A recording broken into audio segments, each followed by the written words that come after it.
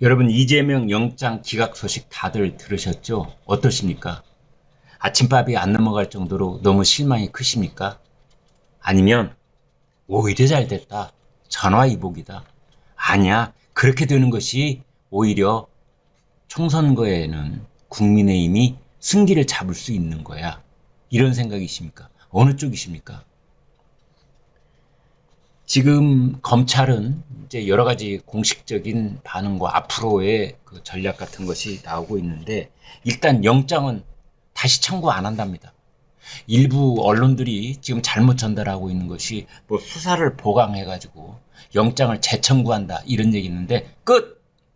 이제 더 이상 안 한다. 영장 없다. 제가 확실하게 말씀드리겠습니다. 영장 없다. 재청구 안 한다. 물론 보강 수사는 합니다. 그런데 영장을 다시 청구하지는 않는다. 영장을 다시 청구하면은요, 국회 체포동의안 또 거쳐야 됩니다. 그리고 저쪽에는 뭐 이제 구속 적부심 이런 카드가 있고 또 석방 결의안 뭐 이런 것도 있고 저쪽에 민주당도 여러 가지 카드와 전략이 있기 때문에 그 복잡한 곳으로 다시 검찰이 휩쓸려 들어가지는 않을 것이다. 이제 이렇게 볼 수 있는 거죠. 그러면 뭐냐? 구속영장 없이 곧바로 기소한다. 지금 이제 이렇게 되어 있습니다. 그렇게 되면은 이재명은 대략 7가지 정도 혐의로 재판을 받게 되는 겁니다. 현재 재판 2개가 진행되고 있거든요. 건수로는 2개, 혐의로는 하나, 둘, 셋, 4개가 진행되고 있습니다. 그러면 어떤 재판이냐? 대장동이 있습니다. 대장동 재판. 그 다음에 위례신도시 지금 재판 받고 있습니다. 피고인 이재명, 피의자 이재명이 아니라 피의자는 이제 수사 단계에 있을 때 재판 단계면 피고인 이렇게 되잖아요. 대장동 있죠. 위례신도시 있죠. 그 다음에 도시개발공사 그 김문기 차장 몰랐다고 했던 것 공직선거법 위반 있죠. 그 다음에 축구단 성남FC 불법 후원금 그거 있죠. 그렇게 4개. 그 다음에 이번 건 이것도 이제 영장 더 이상 안 치고 그냥 바로 불구속 기소하면은 백현동 있죠. 위증교사 있죠. 그 다음에 불법 송금. 이렇게 해서 크게 보면은 3건, 또 건별로 보면은 7건의 재판이 이미 진행이 되고 있고, 그리고 4건의 혐의는 이미 재판이 진행되고 있고, 이제 3건이 이번에 구속영장 청구했던 그 건이 이제 보태지면은 모두 7건의 혐의에 대해서 재판이 진행이 될 겁니다. 불구속 기소, 불구속 기소. 이제 이렇게 되는 건데 내년 총선 전에 말이죠. 이제 6개월 남았는데요. 총선 전에 아마 몇 군데에서 1심 판결이 나올 겁니다. 1심 판결이. 그러면 그 1심 판결이 유죄 판결이 나올 경우에 이재명은 또 제2차 고비를 넘어야 되고 그 1심 판결이 나오면서도 계속 이재명의 사법 리스크는 굴러가게 되는 겁니다. 그때 이 사법 리스크가 우리 유권자들 마음에 계속 반향과 반응을 일으키기 위해서는 이재명이 민주당의 현직 대표로 있어야 되는 겁니다.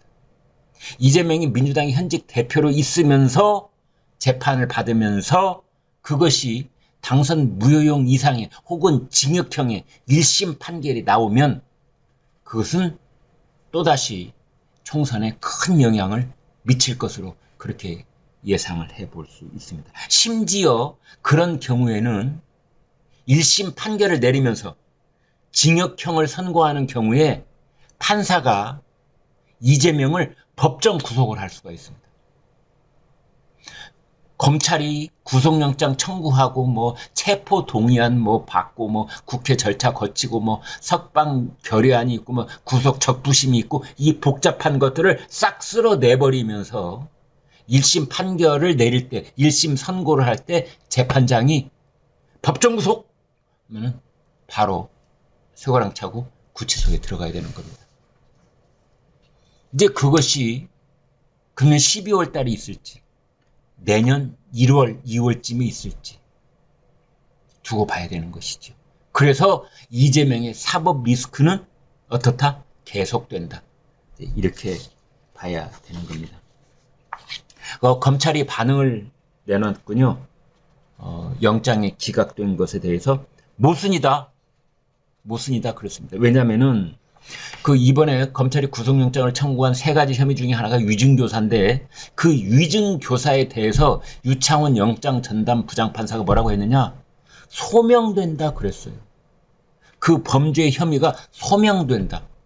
말이야. 소명된다. 이게 뭔 뜻이야? 소명된다는 게 인정된다는 뜻입니다. 인정된다. 판사가 내가 봤을 때도 이렇게 뜩 보니까 이재명이 죄 지은 거 맞네. 이런 뜻입니다. 법률 용어 좀 바꿨으면 좋겠어요. 아무튼 위증교사, 거짓말로 증언을 해달라고 뒤에서 시켰다. 이게 위증교사 아니에요. 거짓말로 증언을 해달라고 검사 사칭 사건과 관련해서. 그러면 그 위증교사라는 범죄가 유창훈 판사, 영장 전담 판사 내가 보기에도 이건 죄 지은 거 맞는 것 같아. 이게 소명된다 이런 뜻입니다. 그렇게 해놓고 뒤에 가서는 또 뭐라고 했느냐? 증거인멸의 염려가 없다 그랬습니다. 증거인멸의 염려가 없다. 이제 이건 뭐냐면 위증교사가 증거를 없애는 거거든요. 증거는 물건을, 컴퓨터 하드디스크를, 휴대폰 녹취를 지워버리거나 없애거나 이것도 증거인멸이지만 중요한 증인에게 거짓말하라고 해서 입을 딱 닫게 만든다든지 다른 거짓말로 법정에서 증언을 하게 만드는 건 역시 증거인멸에 해당되는 겁니다. 재판이 열리기 전에 자유의 몸으로 있으면서 이 사람 저 사람 접촉해가지고 또 나를 위해서 이 부분만 좀 이렇게 살짝 좀 해줘 이렇게 부탁하고 다니거나 협박하거나 하는 거 이게 다 증거인멸인 겁니다. 그런데 그 증거인멸 행위에 대해서 영장 전담 판사가 그거 범죄 맞은 것 같아 라고 해놓고 뒤에 가서는 증거인멸에 염려가 없다. 정당의 대표나 되는 사람이 그럴 리가 있겠어? 라고 말을 해버린 겁니다. 그러니까 앞뒤가 틀린 거죠. 유창훈 판사 이거 본인 깨닫고 있는지 모르겠어요. 새벽 3시쯤 기각사유 내놓느라고 정신이 혼미한 겁니까? 이건 명명백백하게 앞뒤가 정확하게 상충되는 그러한 기각사유를 한 곳에 때려 넣고 있는 겁니다. 유창훈 판사. 뭐 어느 쪽이 맞는다 틀린다 내가 거기까지는 판단을 안 한다고 할지라도 그냥 말 자체에 모순이 있는 겁니다. 이것을 서울중앙지검이 이제 지적을 하고 있습니다. 아무튼 유창훈 부장판사 도시개발공사의 사업 참여 배제 부분은 이 대표의 관여가 있었다고 볼 만한 상당한 의심이 들기는 하나. 이제 백현동 사건과 관련해서는 이재명이 개입했다. 도시개발공사 너희들은 들어가지 마. 라고 배제하는 그 과정에 이재명이 개입했다. 의심 든다. 라고 해놓고 방어권을 백척할 만하지는 않다. 이것도 역시 앞뒤가 틀린 겁니다. 아니 의심이 들면 일단 신병을 확보해서 더 강도 높은 수사를 해서 그래서 재판에 넘겨야 된다. 이게 의심이 들 때 하는 행위거든요. 근데 의심이 든다 해놓고 그러나 방어권을 배제할 만큼은 아니다. 이건 역시 앞뒤가 틀린 유창훈 판사가 되고 말았다.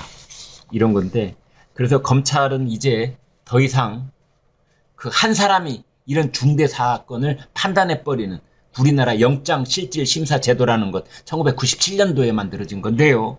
그거에 더 이상 의존하지 않겠다. 그래서 영장 신청 재청구 이제 없다. 바로 이재명 기소 그래 재판 넘기겠다. 그래서 본안 재판에서 이제 진실을 가리겠다. 이렇게 되어 있습니다. 고맙습니다.